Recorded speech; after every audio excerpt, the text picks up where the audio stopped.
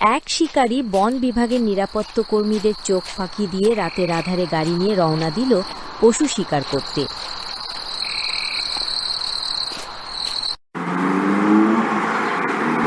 শিকারী যখন বনে পৌঁছে গেছে তখন প্রায় সকাল।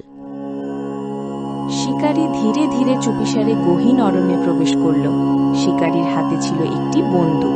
শিকারী যেতে যেতে ভাবল, আজ যে করেই হোক আমাকে একটি সুন্দর হরিণ শিকার করতেই হবে।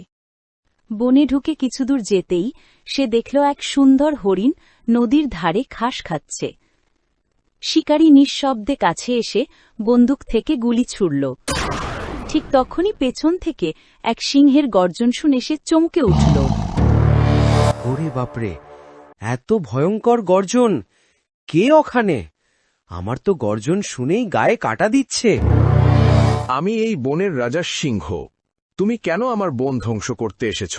আমি তো শুধু একটু শিকার করতে এসেছি, তাতে তোমার ক্ষতি কি? আমার বনের প্রাণীদের শিকার করে তুমি আমাদের জীবনের ভারসাম্য নষ্ট করছ, যা আমি কখনোই মেনে নিব না। কারণ আমি এই বনের রাজা, আর একজন রাজার প্রজাদের ভালো মন্দ এবং তাদের প্রাণ রক্ষা করা রাজার নৈতিক ধর্ম।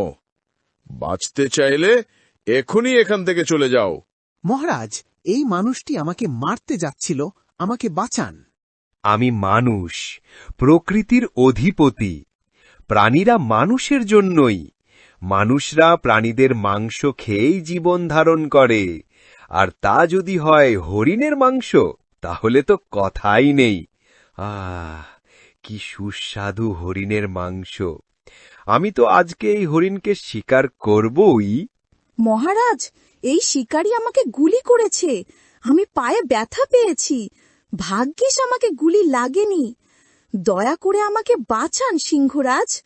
আপনি ঠিক সময় না আসলে শিকারী আমাকে এতক্ষণে শিকার করে নিয়ে চলে যেত।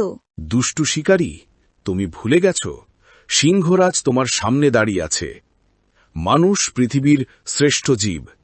যে মানুষের কর্তব্য বন ও বন্য পশু রক্ষণাবেক্ষণ করা, সেই মানুষই যখন বন্য পশু হত্যা করতে আসে, সেই মানুষের বেঁচে থাকার কোনো অধিকার নেই।